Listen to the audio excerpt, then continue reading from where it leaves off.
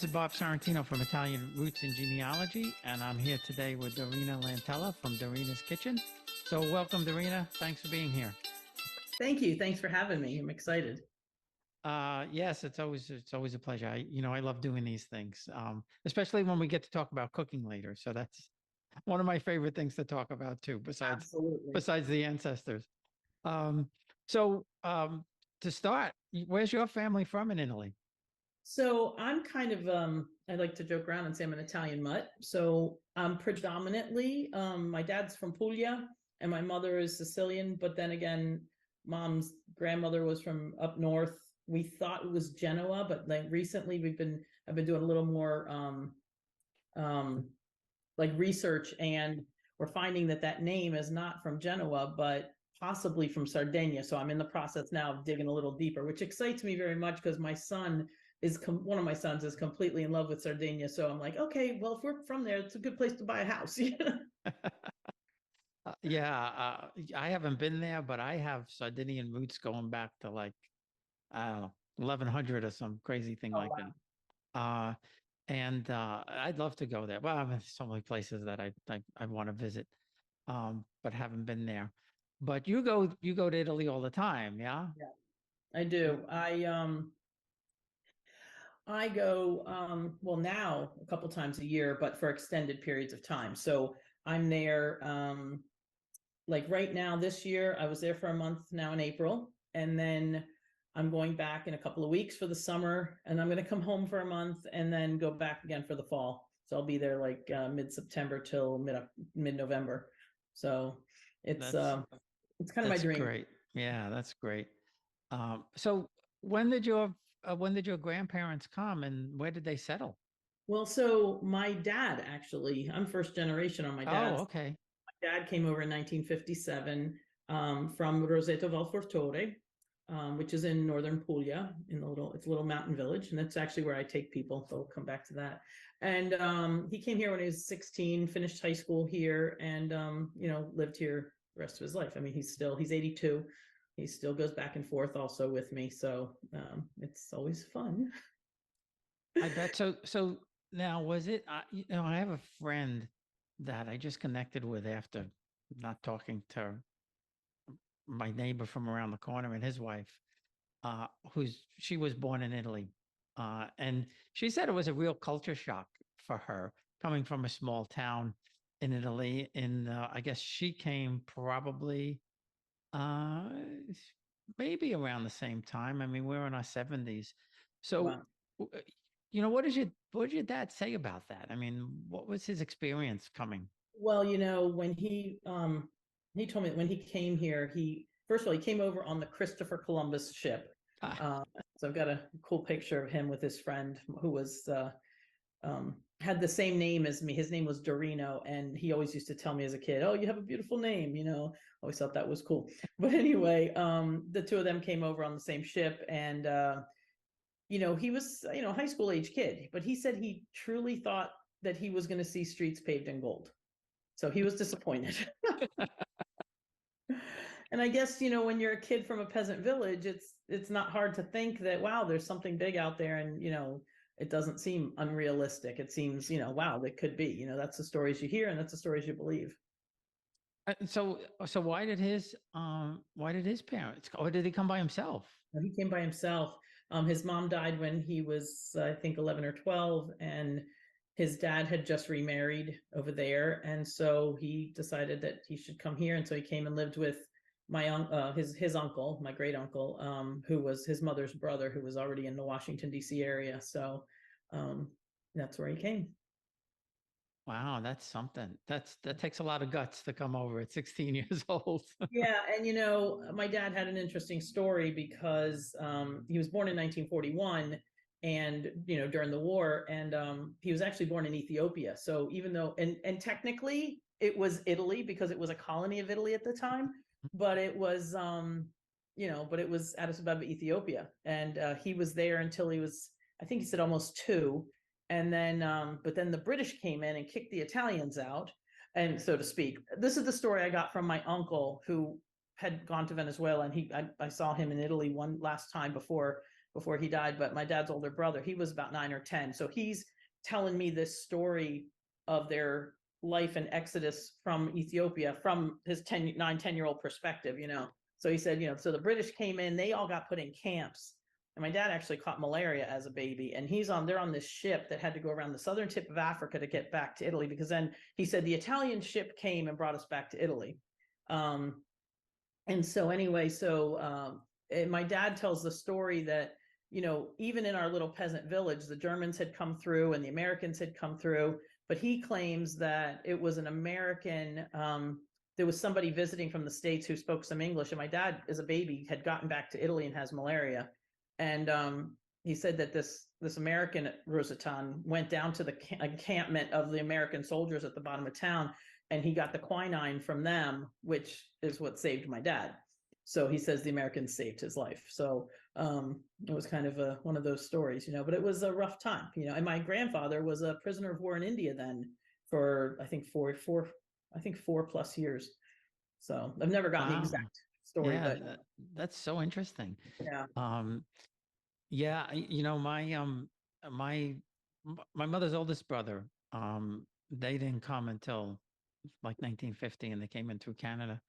Uh, and I asked my cousin about the war and everything like that, and she said they came from they lived in Torito in Bari, and she said she remembers, my not my grandma, my aunt taking the kids when the planes came over. They would run into the fields and hide out. And she was probably, I think she said, I guess towards the end of the war, she was probably about 12 or 13 or something like that. And she remembers, trading on the black market, going into Yeah. Bari proper and trading on the black market. And I said, "What did you eat?" And she said, "Beans." Mhm. That's pretty much what they ate, beans. Um, but it was certainly an interesting time. But they, over there, they didn't have too much bombed out because the port got bombed, but where they were relatively safe. Right. Um, so that's really some story. And so now, what did your dad? Once he grew up and started working, what did he do? Well, he came here, finished high school, went to barber school, and Ah, so he's been cutting hair. He's the master of hair. He's the best.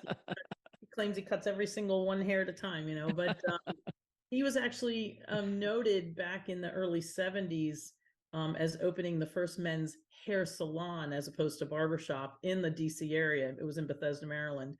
And he had, this great salon. It was very 70s, I think it was 1972. It was, white brick stations and marble floors and everything, very Italian looking.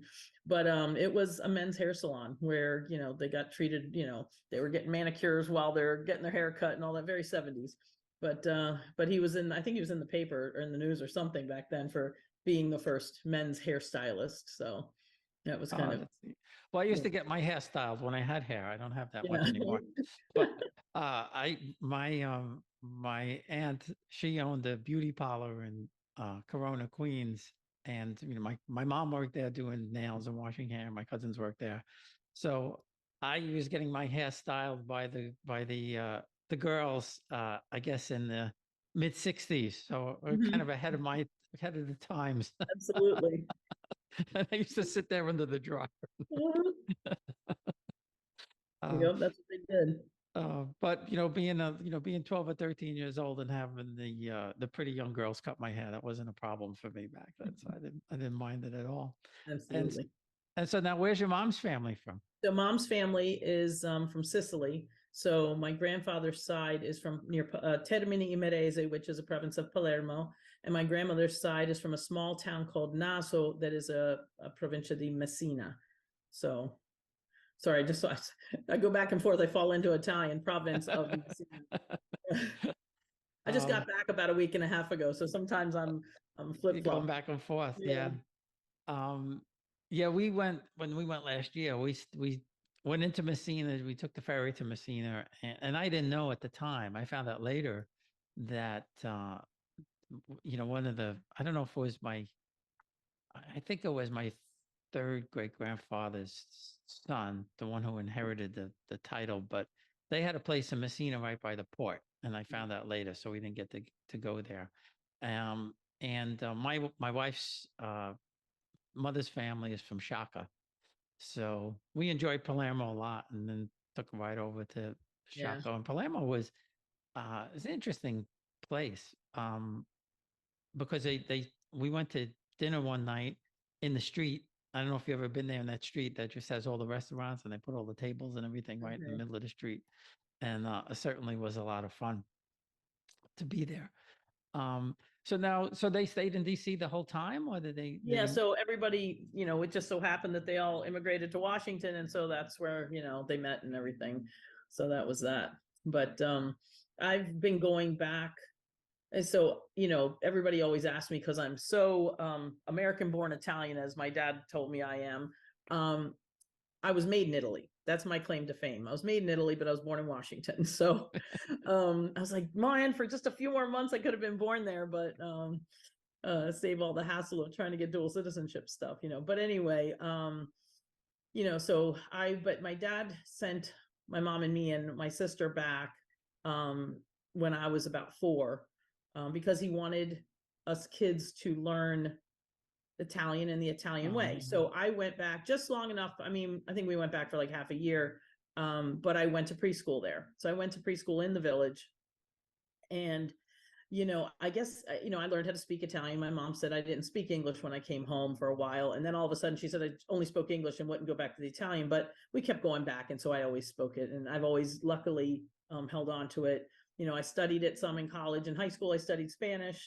So I'm fluent in both, just because they're so similar. And of course, growing up, my dad had an Italian restaurant after the dream of the barbershop. He wanted to have a restaurant named Roseto after our town in Italy, down in Bethesda, Maryland, in the 80s and 90s. So at work, I got to practice my Spanish and my Italian because half the employees were Italian, half were Hispanic. So I got to practice both. And I came out of high school speaking, a couple languages. So it worked out pretty good for me. So anyway, and I do speak the dialect as well, which, speaking a dialect, I just have to touch on this for a second, but speaking a dialect is like putting your pajamas on. It's comfortable, it's cozy, it's just it's very personal. So like when I'm in the village, I don't speak Italian. When I'm in the village, I speak dialect because you don't want to sound, like somebody else told me that they had moved away and they speak, they have to work in business and they speak pure Italian. And he said, but there's no way I can speak Italian in the village because then I'm above everybody. You Mm. gotta be part of the gang. You just got to get back into the local. And it's very, and there's certain words and certain things that they say that just have so much more meaning when you say them in dialect. It's so much more feel. It's like you're really getting into everything. So it's kind of cool. I love it. So it's kind of like I speak 3 languages, not 2, or 3, 4, not 3, something like that. That is so cool that he sent you back there. What year was that when you That was first left? 1969. That's so cool that he did Now, that. now you know how old I am because I was born in 62. I was 4 years old. So, but That's yeah, right. You have to catch up to me, so don't worry yeah, about okay, yeah.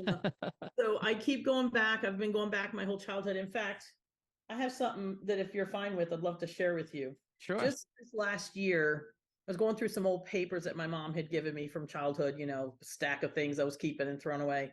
And I found an essay that I wrote in March 28th, 1974. I was 9 years old. So at this point, I had already lived in Italy and I had already been back a couple of times in the summer. So I wrote this essay called Dream of the Perfect Place. And, it's funny because everybody, when I go to town, they all know, oh, they're like, they always like, how you doing? I'm like, I'm here. I'm fine. That's my answer in Italian, of course. But when I'm there, I'm happy. And I've always had this feeling.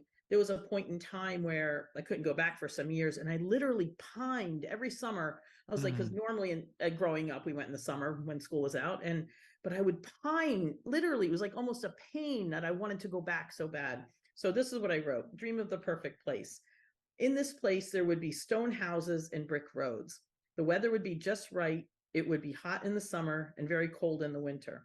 The people in this town would work all day. Some would sew clothes, others would sell fruit and vegetables. and there is one bakery where the people make bread and sell it and sell drinks. This town is a small town, and I know almost everybody in the town. In a different part of the town, there would be meadows and fields and grass and all kinds of fruit trees. And in this town, they sell this kind of chocolate that you can put on bread and it tastes delicious. The houses in this town are very small. There are only about 2 or 3 or 4 rooms in a house. There are many fountains, and most of the people have a donkey or some chickens or pigs. Many of the people knit a lot. Almost everyone makes their own spaghetti, and in the winter, there is at least 1 foot of snow. In this place, there is not anything that I don't like. Now, when I read that last year and I found this, I'm like, holy cow, I have been totally obsessed with this place since I was a little kid. And it's obvious I'm talking about Roseto, my town. I'm talking about Nutella before it was imported here, and all these things. And literally downstairs from my house the house my dad grew up in, we still have, there was right next door was a barn. All the houses are connected, but this one downstairs door was a barn door, and there was always a donkey's head sticking out of it. So I mean, I was used to having the animals around and running up and down the cobblestones, and it was a really joyful time for me in my life whenever I was there. So a couple of years ago, one of my sons was there with me, and one day he just comes up to me with almost this kind of sound of disdain in his voice. He's like, "You're so happy here." And then just a couple minutes, and I go, "Yes, I am." And he goes, "Yeah, but I get it." But it's just kind of, I'm a different person when I'm there, really, truly.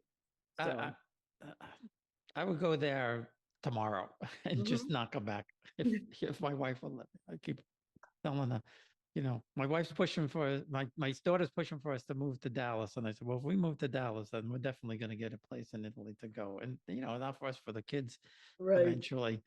Um, I'm I started way too late to get my citizenship, but the papers are done, so I'm going to try and do the petition thing rather than wait for the consulate, because waiting for the consulate in New York, it'll be Yeah, right now wait it's taken wait till years to do. years and years and years. But they say you could do. I mean, I know if you go there for 45 or 60 days, you could get it that way. But Right. I don't know if I could do that. But I want to Hey, do. I where want to there's a do it. will, there's a way. I'm doing it. I'm actually doing mine from that side, because it's even though the Italians are the slowest at doing anything official and paperwork, it's faster doing it over there than it is through the consulate over here. Yeah, So yeah. it really is. Um, and yeah, I would have thought it would. And so you just doing it now? Yeah, I've spent years helping other people, and finally last year I'm like, you know what? I got to do mine, because I've been helping. I've got people that I've helped, and they've already got their citizenship, and I'm Hmm. like, wait a minute. So I've got my residency back and all that kind of stuff, and I'm in the process of doing all that stuff now. So Yeah, I have a friend from grammar school, and she moved there. Geez, I think it was before COVID. So almost 4 years now. I think she's there, and she loves it. yeah, Um, she's I think no, I think maybe both her parents were born in Italy.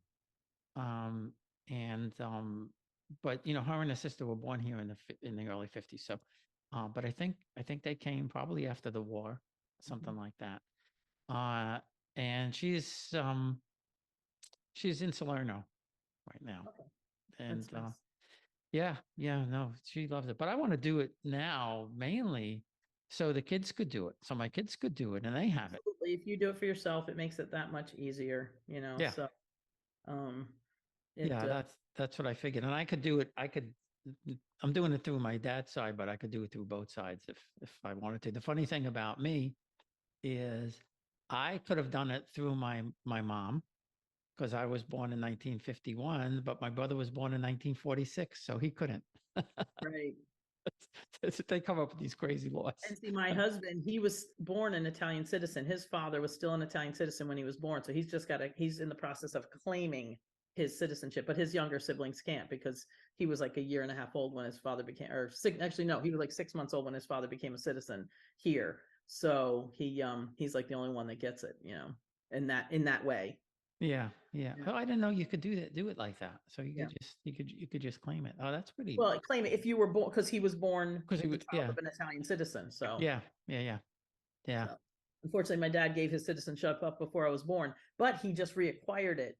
because of some refugee thing that they put in and claimed him because he was born in Ethiopia and had the way they came back, he was put in some refugee status and he was able to get his citizenship back, which apparently is hard to do. So Oh, that's good. Good for it's him. Yeah. touchy. Yeah. So I really want to share one thing with you though, about the town that I go to, because I'm curious if you've ever heard of this. Have you ever heard of the Roseto effect? Yes. Yeah. I was going to ask you about that. Sure. Okay, But I so never met anybody who actually came from there. So, here I am. Okay, so the Roseto effect is something that was given to this story. So in the 1880s, the first wave of immigrants from Roseto, Italy, came to the United States and ended up working in the slate mines in eastern Pennsylvania. So they're near Easton, Bangor. They were actually in Bangor, which is right next to Easton. Anyway, as it was back in those days, the town of Bangor was all Welsh and German. They kind of, kind of, I'll say, shunned a little bit and pushed aside. So they started their own town right next to Bangor, and they named it Roseto after the town in Italy. So, they stayed, and it was incorporated, I think, in 1912, I think it was, and they just stayed. It was this enclave of just Italians, mostly Rosetans, in that village, and they spoke all Italian, lived that way. So fast forward to the 1960s, the doctor serving the town told a colleague that, basically another doctor that lived nearby, that nobody in this town had any heart disease. So they go study the town. What are they eating? And they, of course, that's the first thing you think of. These people live so long, they got to be eating something. But they're eating salted cured meats, food fried in lard, fatty cheeses. They're smoking and drinking and happy and healthy, which is the way we live in Italy. Anyway, so they said, okay, that's not it. So they studied it further. In fact, I think they studied the town for something like 5 or 6 years. Anyway, they interviewed everybody in town. What they ultimately attributed it to was the community-centered, church-centered, family-centered life. They said that the people nourished each other. Multiple generations lived together. The way I put it in modern terms is somebody always had your back. Basically, lack of stress. Okay. And so they dubbed this the Roseto effect. And the Roseto effect definition is the phenomenon by which people live longer, healthier, happier lives by the way they live in community. Okay, that's my paraphrase, but that's basically what it is. It's all about connections. And I think they've proven this in so many studies over the years, not just about Roseto, that being connected, loneliness is kryptonite. It kills. Okay. And when you have connections in your life, you are happier. And when you're happier, all your pieces work better. I think happiness, it starts from the top and goes all the way down. And so basically gosh, it's 7, 8 years ago now, 2016, 2017. I've been teaching cooking. So we'll segue, if it's okay, into the sure. cooking. Yeah. Yeah. I grew up, as I said before, I grew up in the restaurant business. I have the Sicilian grandmother I grew up with that I was like attached to very much and learned everything that she taught. And I love cooking. And of course, I've got 6 kids of my own. So if I couldn't cook, man, we'd have gone broke going out to eat. But anyway, so um, the thing is, I was teaching cooking. I started doing that when I was 19. Some college friends of mine who were my Irish friends that I grew up with, and were going to school nearby, and they're like, "We're broke, we can't cook. Teach us how to cook." And I taught them how to make all the pasta sauces, because that's cheap, and it's of course what I knew how to teach. So that's how it started, and I just found such joy in that. So, so what happened was, I was teaching a cooking class, and somebody said to me, "You're always talking about Italy. When are you taking us?" And I'm like, "You want to go?" And I had just mentioned something to a cousin of mine who's a chef over there the year before. And I said, "We should do something together sometime." He's like, "Yeah, yeah." And then we continued eating and drinking, and the subject died. So anyway, so when this girl said this to me, and I had like 4 people right in front of me who wanted to go, I was like, "Well, let's try it." So this was 2017. So June of 17, I took my first group to Roseto, and I showed them. We did 5 cooking classes, and it was just an 8-day trip, and it was fun. I showed them around a little bit of stuff, and they had a great time. And I was like, wow, this is awesome. So in 2018, I started trying to promote it a little bit. And then the game changer, I get an email and phone call from this girl from Ohio. And I'm like, she's like, "Do you really do trips to Roseto Valfortore?" And I said, "Yeah." She goes, "Oh my gosh, my grandparents are from there." She had just found me random Googling online, just looking for cooking in Puglia. And just for the heck of it, she put in her grandparents' town, and she found me. So all of a sudden I got excited. I get goosebumps now when I think back to that day, because all of a sudden it changed. I wasn't taking people to see my town. I was taking somebody to see our town. She Mm. ended up coming with her brother and her sister that June. And it was the most rewarding and wonderful thing. They're crying in the cooking class. These are the flavors my grandmother made and I never got right and blah, blah, blah. And we went to town hall and I took them how to find their hit, showed them how to find their history. She's one of the ones just got her citizenship. I'm very happy for her. I'm extremely jealous. But anyway, so all of a sudden I got back from Italy that summer. I'm like, wow. And just that spring, the guy who used to run a page on Facebook called the Two Rosetos with the Pennsylvania and Italy connection there. I had been posting on there and I was the only one that posted anything besides the obituaries that he posted. And so he said, you want the page? Because I don't want to do it anymore. I said, yeah. So I get home from Italy. I went on that page and I said, hey, who wants to do a heritage trip to Roseto Valfortore next summer? I kid you not, this was 8 o'clock at night. By the next morning, I had like 40, 50 emails, messages, Wow. all kinds of me. And so in 2019, this thing blew up. I took 4 groups over. I facilitated about another 50, 60 people who were going for a couple days here, a couple days there. I set them up with places to stay, with rides, with a cooking class, all this. And it was just like the best year ever. And so 2020, I was slated to do about 6 or 7 groups and boom, everything went to 0. So I changed course and I started a Facebook live show and a cooking channel, a YouTube channel, because I was like, well, you know, the whole purpose behind what I was doing changed. Initially, it was about cooking. I raised 6 kids. I know how to cook healthier, faster, cheaper, all that kind of stuff. And that's what I used to share. But all of a sudden, the purpose changed because flip back to 2018 again, when after this first girl had called me and I had met this other woman at a networking event who loved the idea. She invited me to another event. It was at a nice retirement facility in Maryland. And it was just some big event. She said some other people that she worked with, she worked at a newspaper. She wanted me to meet. So I went to this thing, but all of a sudden, I'm crying in the car all the way there. And I'm like, who the hell do you think you are? Excuse me. But I was saying to myself, I'm like, who do you think you are? You're just a mom. You're going to think you're going to change. Because all of a sudden, I'm like, we really need to embrace this Roseto effect. And this is what I was telling her. I'm like, it's not just about cooking. It's about cooking for a purpose to bring us back together the way the Roseto effect exemplified. It was the community, the connections. And where does that start in a family? At the table. And so I'm like, I have this back to the table idea and I want to revive the Roseto effect. And so I'm on my way there and I'm thinking I'm going to change the world, reviving the Roseto effect, and I'm crying. So anyhow, I get there after I'd beaten myself up. I go inside and we're walking down the hall and this gentleman's walking towards us and she stops to chat with him for a minute because she knows him. She's done other events there. So we walk away and she goes, Mr. Brown has a cool story. And I said, oh, what's that? And she goes, he was one of Martin Luther King's drivers. And all of a sudden, I just felt like the hand of God just slap me on the shoulder and say, see, one person can make a difference. And from that moment forward, I knew that this is what I'm supposed to do. My belief is that I'm supposed to help our world by sharing what I was born into, what I know, and what I know how to share. I wanted to do this something for a long time. And it didn't all come to pass until my last kid was in high school, end of high school. And I was like, I had to finish that job first before I could start this job. I had to do my family. And that's where I learned how to do all the stuff that I now teach people. So I teach people how to cook for the sake of getting families back to the table to revive their own Roseto effect. So when I take people on these trips, I tell them, you come here to learn how to cook, but you come learn how to live, and you take it home and you're now an ambassador for this Roseto effect, because who better than to be the example of bringing people back to the table than an Italian mama? Mhm. So I figure I got to take that stereotype and run with it. And that's what I am, so that's what I do.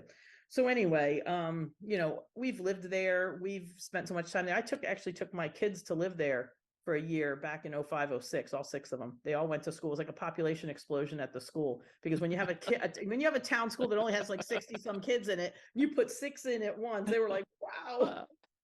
I used to So have 60 in one class. yeah, right. I'm sure. So, this is my mission. And when I do still predominantly, I'd say about half the people I take now, like that year in 2019, I would say 9 out of 10 people were either Rosetan or married or the spouse of a Rosetan, but it was almost all Rosetans that I took that year.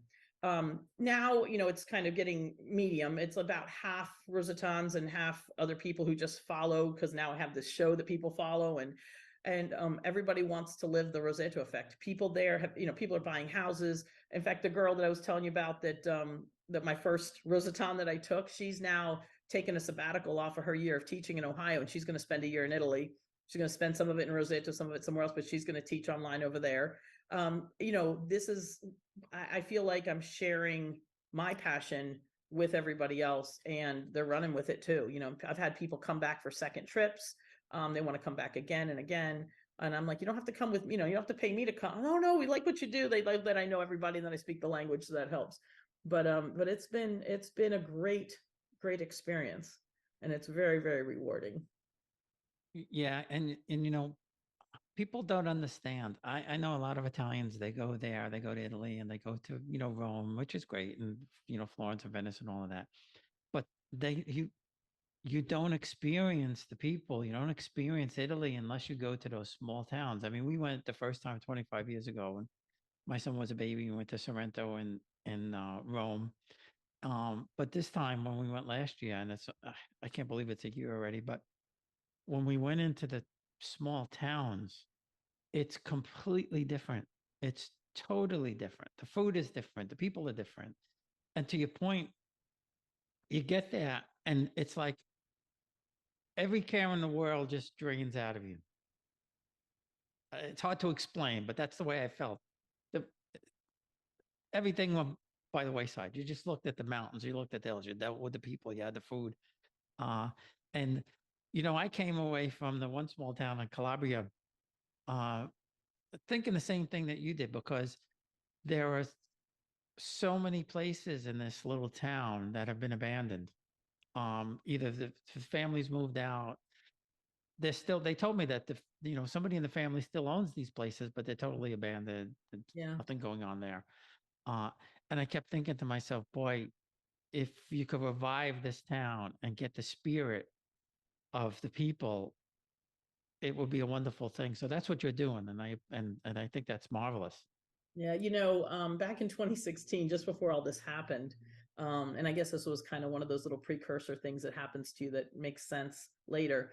I accidentally, and that's another story for another time, but I accidentally drove into an abandoned village in the middle of the night on my way from Naples to my village to Roseto, and um, I later found out that it was because of an earthquake that some of the buildings were just not fully, the foundations were shaken, and so they moved to the town and moved it somewhere else. But I remember leaving that town that night thinking, after I accidentally drove in and the cops found me. Anyway, that's another story. But um but I remember thinking, wow, I don't ever want this to happen to Roseto. So part of what I'm doing is helping people here, because I feel like if you're going to save the world, you got to start with America, because everybody does what we do, whether it's good or bad. So we got to set a better example. So that's what I'm hoping. I'm teaching people how to be that better example. But the other thing is helping the village. In 2019, I think we dropped, and it wasn't me, it was the people who spent the money there, but it was, we probably put 50,000 euros into the village. And when you have a village, it's only about 1,000 people, and the average income is about 800 euros a month.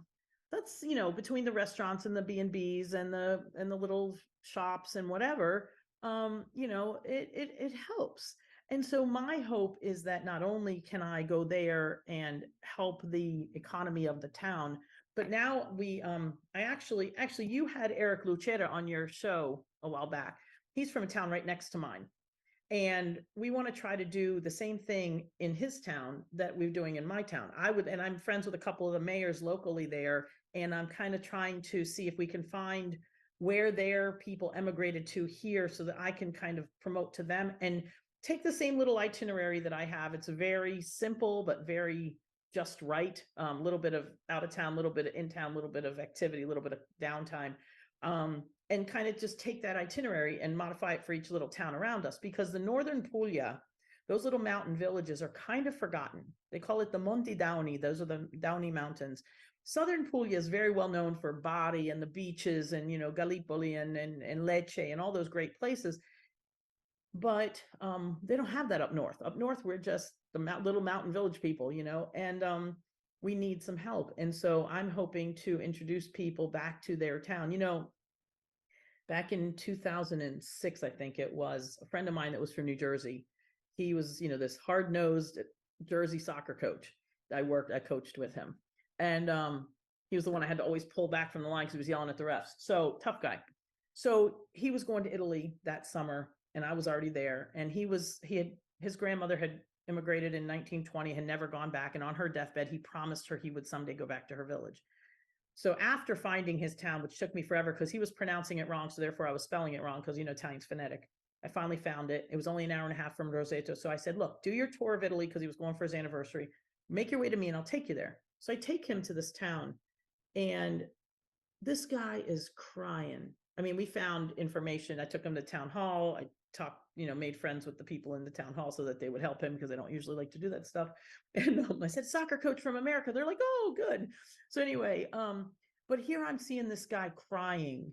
He's bawling. He's like, oh, my grandmother walked on these cobblestones, and we found the house she lived in. It was a really moving experience. That was the first time that I had helped somebody do that. And I was like, wow, I was able to be that bridge. And I'm fortunate that I know there, I know here. So I know the mentality here. I know the mentality there. I speak all the languages, and it was really helpful. And it was just so rewarding. So that was really kind of a precursor to what I do now, because I remember telling him, I was like, dude, there's something about standing on the ground where you're from. I moved to New Jersey. I grew up in the DC area. When we moved to New Jersey, we lived there for 22 years. And I remember seeing when we were buying our house, we had this Irish ex-New York Irish cop as our realtor. And as we're driving away from our house, I said to my husband, look, that house, they're Italian. I said, look at that house, they're Italian. And this guy's looking at me like I got two heads. He's like, how do you know they're Italian? I don't see a flag or anything. I said, see that tree in the backyard that's wrapped with blankets? I said, that's a fig tree.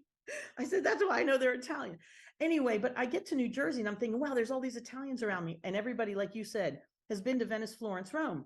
They're like, oh, they hear I go to Italy. They go, oh, you've been to Italy. I said, I've been to Italy. I'm like, oh, where? And they're like, oh, Venice, Florence, Rome, blah, blah, blah, Amalfi. And I said, where are you from? Oh, Naples. I said, Naples proper? One of the little villages. Oh, some little town in the mountains. I don't know what it's called. I'm like, what? You went to Italy and you didn't go where you're from? And I'm like, oh, I don't speak Italian. I don't know them. They don't know me. I just went.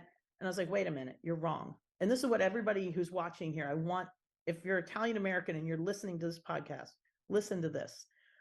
You may not speak Italian and you may not know them, but I guarantee you that if you go there, they know you. They will tell you about you. They will tell you your story. They will tell you about your family. They will show you where they live. You will learn so much more than you possibly think. And there's the people who go over. We've had a lot of people. I've been in town when somebody walks into the bar and you can tell there's some American by the way they're dressed and the camera around their neck. And they come in, they'll come on a cruise, like it'll be a Mediterranean cruise. They'll pop off in Naples. They'll get a driver to bring them to Roseto and they spend a couple hours there and they leave. All you see when you get there, when you go like that, is the surface. You see the piazza, you see a few snapshots, but you don't see the nooks and crannies. You don't see the fountain that's under the house. You don't see the little alleyways. You don't see the churches that we have 7 of. Nobody knows we have that many in this little teeny village. You don't meet some people. You don't learn your history. And oftentimes when people go on these quick little visits to their towns in southern Italy, whether it's Roseto or some other town, they get to Naples in the morning, they take a ride. By the time they get there, it's lunchtime, everybody's inside. So not only do they not get to see much more than just that surface, they also don't get to see people because they're all inside. They're all in either eating or taking their little afternoon nap, and the life doesn't come back into town till about 4 o'clock, which is when about they got to leave and they're off again. And to them, it's just, oh, it was cute, little boring town. It was cute. This is where my grandparents are from. I took some pictures and they're happy. But they haven't really found true happiness until they actually spend some time there. And so this is what I encourage everybody to do. If you know where your town is, go there and spend some time, even if you don't speak the language and even if you don't know anybody, because all you got to do is walk into the bar and somebody will know somebody. And that's that. I just can't encourage people that enough. Yeah, and behind me I have the Palazzo in Avellino, and when we were there, um, my that's my 7th great grandparents' house behind me. But when we were there, we went to the church, and there was this artist who lived right near the church, and he came out to find. He knew that we were going to be there, and he came out and wanted to show me his art and gave me his book. Uh, in Capocota, we went there, which is like your village, very small mountain town, 1,000 people. And but there's a very famous tailor from there, designer, and he has this little museum and he had dresses that he made or that other people donated to him from the 50s, 60s, 70s, 80s. Uh, and he, I want to show you this, and he put clothes on us and all this kind of stuff. So yeah, they're thrilled to see you when when you get to spend a whole day there. And Yeah. in Fasado, they had this big picnic for us and everything. So that's again, that's the real Italy. And I even said to the person who put it together for me, I said, now I feel Italian. You don't feel Italian in Rome. Yeah, you feel like a tourist. You feel like a tourist, right? Exactly, exactly. And you're not, you're going in there and eating. And I had a funny discussion with uh, guy who gives tours in Naples, just my last interview, um, about the food. Hmm. My daughter thought she was going to get the best fettuccine Alfredo that she ever ate, and found out that it It's doesn't not even, exist in Italy. no, not really. So Now, I if you told ask him, for, and some of it is also verbiage, um, if you ask for something alla panna with cream, a cream sauce, you'll get something that is similar to what you're saying, they'll have that, but more up north. People ask for marinara sauce. That doesn't exist in Italy. "Mm, Marinara actually means of the sea, which is basically not a meat sauce, but it is a sauce. But they don't even call it that, it's al pomodoro. It's seafood with tomato mhm." sauce, or pasta al pomodoro. It's with tomato. It's very simple, and we I don't know how we complicated stuff over here, but we do. Well, we complicate everything over here.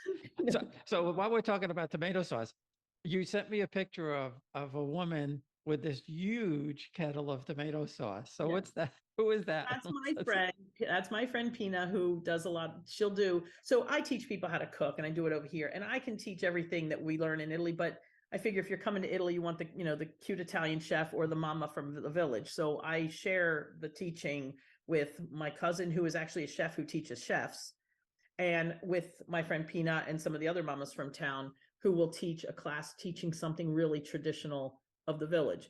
That's a picture of her because I sent that to you because it just exemplifies how people in the villages still live, a lot of them, the old Mhm. way. Yeah, They make yeah. that big giant pot of sauce, they jar it, and they have it all year, so.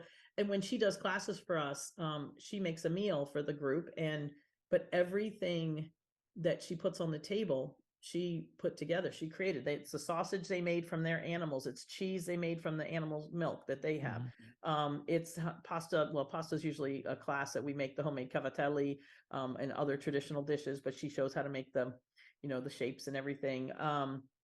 So everything, the liquor we have, it's liqueur that they've made, it's wine that they've made, everything, and people are just fascinated by the fact that everything on the table was sourced from their own farm. And How far is Roseto from Bari? it's about 2 hours, and it's also, so it's kind of like, okay, you know where the Gargano is, which is the spur of the boot. Yeah, yeah, yeah. Okay, we're just in from that. So if you look at Puglia, we're in the top inside corner of Puglia. We're about 2 hours. So we're in 45 minutes from Foggia, which is the next province up from Bari. We're 2 hours from Naples. So if Italy was straight, we're directly across from Naples. But since we sit on an angle, we're northeast of Naples. But it's exactly 2 hours from Yeah, Naples. because we're gonna be there in September. If I could get there, I'm gonna try and get Oh there. my gosh. When in September are you going to be there? We're gonna be there. With the flight is the 13th, and so we're gonna be in Bari, I guess, like the I don't know 18th, 19th, 20th, Okay, so something I like that. will be there by then because I have a group that's come at the end of at like I think on the 29th, but I'll be there that week or so, week and a half before. So I'll be there. That would be cool to have you there. I'd love to show you. Yeah, yeah. Well, because when I was planning the trip, I have a friend that's got a place in B&B in Calabria, and I was going to spend 3 nights there, but I think I'm going to do two. And then I have cousins in Toronto, so we're going to spend a few nights there. And then I wasn't even going to stay in Bali, and then I was going to spend a couple of nights in Matera, but then I thought, well, maybe I spend couple less days in Toronto and maybe 4 or 5 days in Bari because it's easy to get around and we can make a day Yeah. trip to Matera or something like that. Exactly. My Matera is really cool, but a good yeah, day there, or even if you stayed one night, if you did. But I went down there as a day trip from Roseto. It was I think almost 3 hours, but we did it. My daughter and I, we did a day trip down there. And we had a blast, you know. And we've yeah, been to Alberto Bello is nice. It's a shame that some of these places they are beautiful, they are historic, and but they have become touristy. You know, like Alberto Bello, I love. I always wanted to go there and see the little round house. The Trulli, we stayed a night. We stayed, you know, there in one of the little round houses, and you feel like a kid in a clubhouse. You know, it's like it's so cute. But it is a shame that it's all very very touristy, and it kind of ruins it. It is neat, it is cool that people come to see it, and I'm glad it helps the town thrive. But like I'm trying to help my town by hopefully not making it touristy, but bringing their own people back with a few tourists in the middle of it, you know. um because tourism, you know, it's a shame. I took a lady to Capri, or Capri as we call it over here, one time, and you know, we went up to the top. She had to see all these beautiful things, and it was an arm and a leg for lunch, and we could have had the same meal in Roseto for like, you know, a tenth of the price, yeah, and it right. was beautiful. So the view itself, was it worth that much? I'm not going to tell you how much it was, but you know, was it worth it? I mean, it was worth going there, but I didn't have to, like, I would have been fine having us, you know, a quick panino and going to see all the sites, you know. And the people are just there waiting for the tourists. You know, I had fun talking to people because I speak the language and I kind of like to get to know people and dig in a little deeper. But I'd rather show people, you know, people are like, oh, somebody said to me recently, she goes, well, I think I'm going to tack on some days to your trip and I want to go to Amalfi and, you know, Capri and blah, blah, blah. And I said, and she goes, all my friends have been there and they've shown me pictures. I said, you want to go back with the same pictures? I said, come to the East Coast. Yeah, right. On the entire coast of Italy is gorgeous. Yeah. It's just that, you know, Cinque Terre in Tuscany, and, you know, because under the Tuscan sun, you know, made it so even more famous. You know what I tell people? I said, not all the sun's in Tuscany. Come down to Puglia. But, you know, Venice, Florence, Rome, Tuscany, and Amalfi have the name, but all of Italy is beautiful. Everywhere you go, there's ruins. When I take people to my town, we leave town and there's a city a half an hour away named Lucera, just like Eric. Yep. And Lucera is a medieval city. I mean, it's like over 1,000 years old. It has a really interesting history. And there's an amphitheater there that was a Roman amphitheater that's older than the Colosseum in Rome. It's smaller, it doesn't have the top sides anymore because when they folded it in back in the ancient times when Christianity came in and knocked all the other bad stuff out, um, they buried it. But a lot of people in the city took those stones and it helped build other structures in the city. So they built it up as much as they could. But it's really neat to go see. And we don't have to wait in line. We're usually the only ones there. Nobody's ever there when we go. One time of all the times I've been there was another couple getting there as we left. I'm like, wow. But I know that school kids from the region go there. But I mean, that's a cool thing for people to go see. And we didn't have to wait 4 hours to get into the Coliseum, you know, and fight crowds and pay exorbitant prices. You know, so this is the kind of stuff that I like to show people that you can see. Like the beach I take people to, holy cow, it's drop dead gorgeous. And you don't have to choose from mountains and water because the mountain is Yeah. falling into the water. You know, I mean, stand here, I got this and I got that. And they're like, wow, I don't have to choose, you know. And not to mention the restaurant that's on the beach that is beautiful. So Well, you know, we went to Sheila. I never heard of Sheila in Calabria. I never knew anything about it. I was like, where is this? But I'm looking. It was, I mean, you know, you talk about Amalfi. Well, this Sheila place is just as gorgeous. The mhm. houses are right in the sea practically. You're up on the top. There's a big castle there, and it's just drop dead gorgeous. And then as far as ruins, they took us um, on the way to Capocota, just the town before that. There's the Samnite ruins. Now, I never heard of Samnites, right? I had no clue who they were, but we went there with he's now a good friend, Nicola, and he's an expert. He's written 2 books about the Samnites, and he gave us this personal guided tour of the ruins. And like you said, nobody was there. You Yeah. know, nobody was there. And he does these tours all the time. But and the most amazing thing about this place was they had the amphitheater, and you sat in these benches like chairs, seats, and it was the most stone, the most comfortable seat I ever sat in was this stone seat in the middle of nowhere, the Sam Knight ruins from 3,000 years ago, whenever it was. So yeah, there's a lot of stuff out there to see. There really is. And if if you get lost and just looking at the basic places, and I tell people the same thing you tell them. If you don't go to your hometown, you've missed the whole point. Absolutely. That's the whole reason for going, as far as I'm concerned. And I know so many people who go to northern Italy or go up to say Tuscany. We stayed for a week in a villa. I'm like, you're going to stay in a villa to sleep in. Like, how much of your time are you really spending there? It's really cool. Maybe it'd be nice to go spend a weekend in a villa, but to spend a week to 10 days in a villa where you're not in the middle of a village, you're out in the countryside, and it is gorgeous, but you take your pictures and you're kind of done. Then you go do, you want to go to the places. And when we stay in the actual village, we're people and they come with me, we stay in little B&Bs in the village, and they're a part of the town. They become part of the fabric of the town, yeah, whether they're from history of there or they're of the history of that town or not.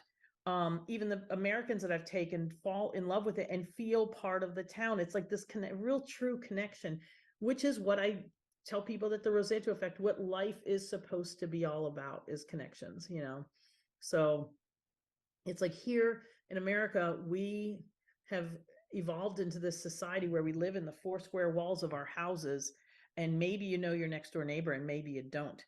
And it's not like they're all in your, we have these great big yards. So we have these yards that separate us from the neighbor that we don't know. Over there, the houses are all attached. You can't help but, you're walking out and they're walking out. You got to say hello. But it's a beauty in, like, when I wake up over there, the first thing I always do is I open my balcony if it's not already open, and it looks out onto the street in front of the house. And I walk out on the balcony, kind of see what the weather is. And inevitably there's somebody walking down the street and you get a buongiorno. And mhm. there's something beautiful about the way they greet people. They wish you good day, buongiorno. Here we're always like, hey, how are you? And then nobody sits to listen for the answer. So they don't really care. Or if you're given the answer, they're already gone, Hey, how you doing? I'm good. Or but by the time you're thinking, gee, how am I doing? I'm like, I don't know. I'm not that, forget that stuff. I don't want to think about how I'm doing. I just want somebody to wish me a good day. So I enjoy my buongiornos, It's a good way to Yeah, start the day. that's fabulous. We spent, we were in the heart of Naples, and we made that the base for like about a week. And they had a washing machine in the B&B, and my wife said, "There's no dryer." I said, "We're going to do it like the Neapolitans do. I'm going to put it out on the balcony." She said, Well, "But we're in the middle of it." I said, "They don't care. They're not going to care." There was a fold of drying thing. I put it out on the balcony. I put the underwear and everything, socks and everything out there. I Nobody used to cared. think, okay, put the underwear on the inside and put the jeans and the t-shirts on the outside. So people don't care. They put everything out there. No qualms about it. What I love doing when I'm over there is I love like washing all my clothes kind of just before I leave and drying them outside. Because when I come home back to the States and I open my suitcase, it smells like Italy. And I'm just like, Mhm. oh, that fresh air smell. It's better than any air, dry air freshener you can get. It's so nice. And you wouldn't think it in the heart of Naples, but it did smell fresh, Oh It yeah, no, even in did. Naples. I have to put a 2-second plug in for Naples. First of all, good for them. They just won the Italian, Yeah. the Italian soccer there. We were in Naples. We left about 2 days before the team was coming back. The entire city was streamers and it was beautiful. The entire city was just decked out in the Napoli blue and white. It was really cool. Very beautiful. Yeah, and yeah, I loved it there. I really loved it there. So yeah, so we're going. Well, uh, when I know my itinerary exactly, I'll let you know. And Absolutely. because my cousin's cousin, he's I don't think he's into retail, but he's close, and he's going to take us around at least one day. So if I could get him to take us up there, um, we'll make that trip, or we'll meet someplace. We'll figure something out. I'd love to show you Roseto. That would be really cool. Yeah, no, I'd love to Because see then it. you can So. tie up the American Roseto with the Italian Roseto. We could Well, do and a I was trying to figure out, if I spend the 5 nights in Bari, what, definitely Matera one day to go to Torito. And then I was thinking, well, what else? And to your point, I was thinking about going to see the Truly and stuff like that. But then if I'd rather go there. I'd rather go to Roseto and see the real town. So There you go. we'll have to try and work that out. That would So be. anybody who wants to get a cooking lesson or make the trip to Italy with you, how do they do that? So now I do cooking classes occasionally here from my house, but mostly now I do the online. So if anybody would love to check out my Dorina's Kitchen, you can see the logo there behind me. Yep. Dorina's Kitchen Facebook page, my Dorina's Kitchen YouTube channel, and subscribe to those, I would be thrilled. I'm also on Instagram, so you can follow me there too. And then on from my website, dorinaskitchen.com, you can contact me about the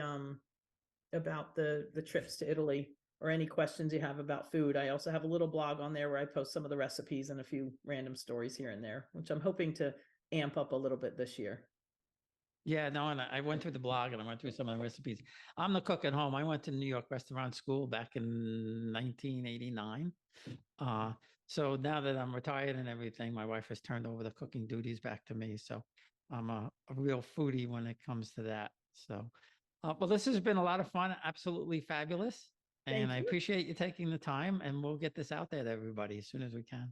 Well, I really appreciate it. And I do hope that people take our advice and go to where they're from because, you can have genealogy and you can look stuff up on paper, which is fascinating. But when you go and you meet some of the people whose names are surrounding your life, that you find on that paper, when I go to the town cemetery and I see all the names surrounding me that are all names that I've grown up with, whether it was in DC, in Toronto, where there's a lot of other paisans of ours, and in the village, it just makes it all have so much more meaning, and you really feel so much more connected. And then you realize who you are. I think that's a big problem in our country is that we don't know who we are. So I encourage people to seek out their heritage, which inevitably bonds you with your faith because it's always intertwined.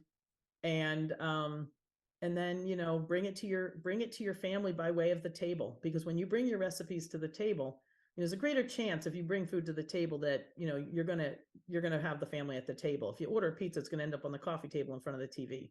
Yeah. Yeah. So I believe that we need to get our families back to the table, revive the Roseto effect, and I think we'll better the world if we can just start from the bottom foundation, because when the foundation is strong, the building is strong. Absolutely. I couldn't agree with you more. Well, thank you. Hi, everyone. This is Bob Sorrentino, just letting you know that my new book, Farmers and Nobles, is now available for sale on www.italiangenealogy.blog/Farmers and Nobles, or you can find the link in the podcast notes. Thanks for listening.